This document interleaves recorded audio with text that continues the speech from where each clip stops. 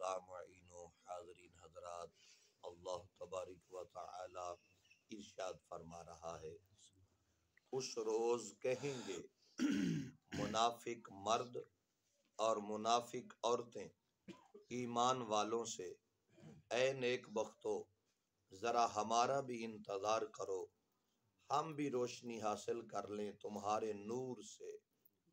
उन्हें कहा जाएगा लौट जाओ पीछे की तरफ और वहां नूर तलाश करो।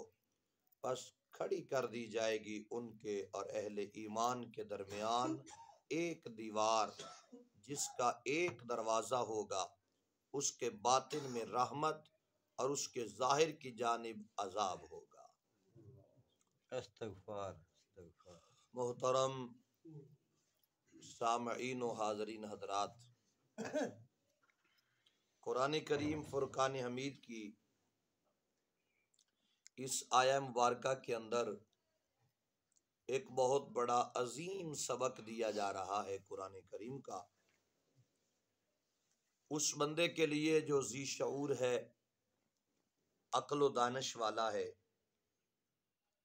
और नबी पाक साहिब लौलाक सल्लल्लाहु ताला अलैहि व आलिहि वसल्लम का कलमा पढ़ने वाला है। बतलाया जा रहा है कि मुनाफिकत कितनी बड़ी गुमराही का सबब बन सकती है। मर्द हो या औरत हो, मुनाफिकत करने वाला कयामत के दिन भी रुसवा होगा और दुनिया के अंदर भी रुसवा हो जाएगा। मुनाफिक मर्द और मुनाफिक औरतें जो इस दुनिया में अपने आप को बड़े चालाक समझते हैं, करते मुनाफिकत है और समझते हैं हम चालाक हैं, चालाकी कर जाते हैं। कयामत के रोज उनकी हालत ये होगी, चारों तरफ घुप अंधेरा, निजात के सारे रास्ते बंद।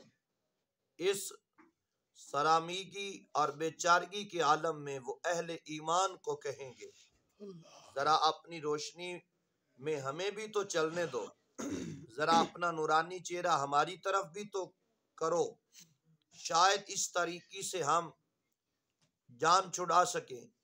उन्हें कहा जाएगा पीछे लौट कर जाओ और वहां से नूर तलाश करो। जब वो पीछे मुड़ेंगे तो उनके दरमियान और अहले ईमान के दरमियान एक दीवार कायम कर दी जाएगी।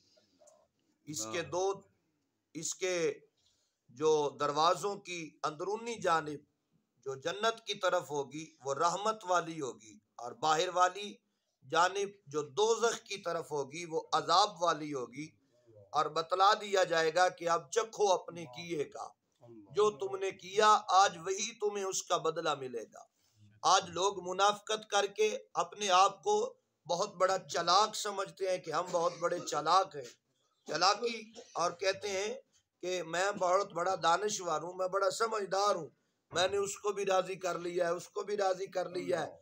और जब मुंह पे आ गया तो क्या बात है, अगर चला गया तो फिर कहा कि हम जानते हैं ये क्या है, बस ये तो मैं ऐसे ही कह रहा था उसे। इस तरह की बातें ये सब मुनाफिकत में शामिल है। फरमाया बंदा मोमिन जो है वो अंदर से भी साफ होता है, जुबान से भी साफ होता है। ये नहीं है कि जुबान का पाक साफ हो और अंदर का गलीज हो। फरमाया ऐसा नहीं है। मोमिन वही होता है, ईमान वाला वही होता है जो अंदर से भी पाक हो, जुबान से भी पाक हो, जाहिर भी पाक हो, बातिन भी पाक हो। और यूं भी ना हो कि जुबान पर कुछ और हो, दिल में कुछ और हो। फरमाया जो उसकी जुबान पर है वो उसके दिल पे हो, जो उसके दिल में है वही उसकी जुबान पर हो।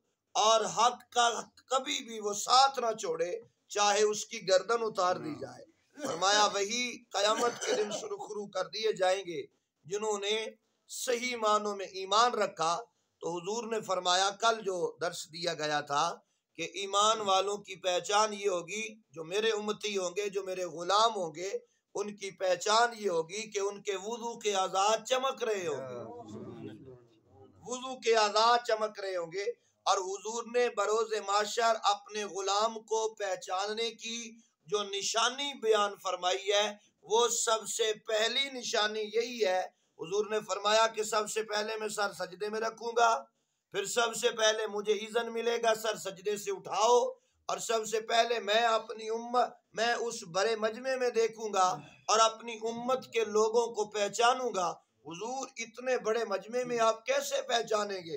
तो फरमाया मदीने के ताजदार ने कि जो मेरा उम्मती होगा उसके वुजू के आज़ाद चमक रहे होंगे और मैं उस चमक से पहचान जाऊंगा कि ये मोहम्मद अरबी का गुलाम है। तो ये इतनी बड़ी पहचान और इतनी बड़ी निशानी बताने का एक मकसद है कि आज हम अपने आज़ा को वुजू से मुअत्तर व मुअम्बर करें, ताकि कल कयामत के दिन हुजूर नबी पाक अलैहिस्सलातु वस्सलाम हमारी तरफ जब निगाह रहमत फरमाए तो मेरे आका अपने जवारे रहमत में हमें जगह अता फरमा दे। तो अल्लाह तबारिक व तआला की बारगाह अक़दस में दुआ है, अल्लाह के आलम हम सबको सही मानों में हुजूर नबी पाक की गुलामी नसीब फरमाए। आमीन बिजाहिन नबी अमीन व आखिर दावाना अनिल हम्दुलिल्लाह।